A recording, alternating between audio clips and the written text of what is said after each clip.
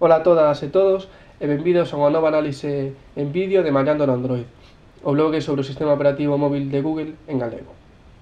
Temos hoxe aquí un terminal Sony Ericsson, o Xperia X10 Mini Pro, que é un terminal que xa leva algúns meses no mercado, pero que vende engadir agora ao seu catálogo de móviles a operadora galega R. Este terminal pois é bastante compacto, de feito, se o comparamos cun bolígrafo, vedes que é máis pequeno. Mide 90 mm de altura por 52 de ancho e 17 de grosor e pesa 120 gramos. Ten unha pantalla de 2,55 pulgadas, pero quizáis a súa característica máis destacada sexa que se o abrimos conta cun teclado QWERTY completo que fará que a experiencia de introdución de texto pois sexa moito máis completa e máis rápida. Na parte frontal do terminal temos aquí sensores de luz e proximidade, o altavoz sobre o que iremos as chamadas e un pequeno LED que ten varias cores e que nos avisará pois, cando teñamos correos electrónicos, chamadas perdidas ou SMS. Na parte inferior da frontal atopámonos tres teclas físicas. A primeira, que é a tecla de menú, a segunda, a tecla de inicio, e a última, que é a tecla de atrás, todas elas pois características dos terminais con Android. Se le damos a volta, vemos a cámara, que é unha cámara de 5 megapíxeles con flash LED, e conta con enfoque automático, en que se o queremos pois tamén podemos seleccionar sacar fotografías con enfoque manual. A cámara tamén grava vídeo en alta definición.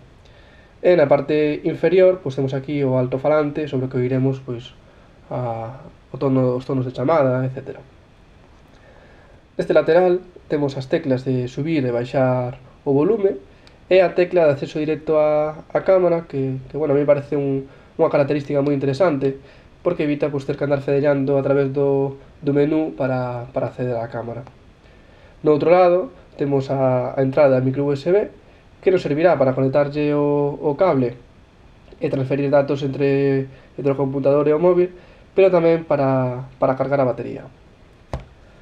Na parte inferior temos o micrófono e tamén este pequeno oco que sirve pois se queremos colocarlle unha correa para levar o móvil colgando, pois ese é o lugar.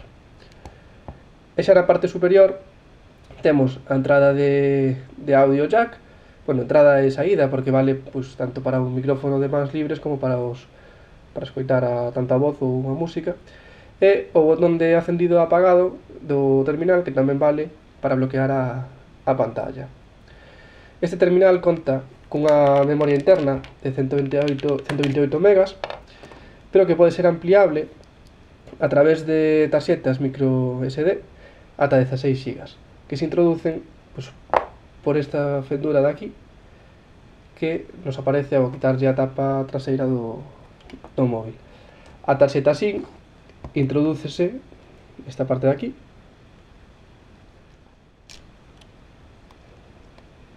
a ver se damos posto,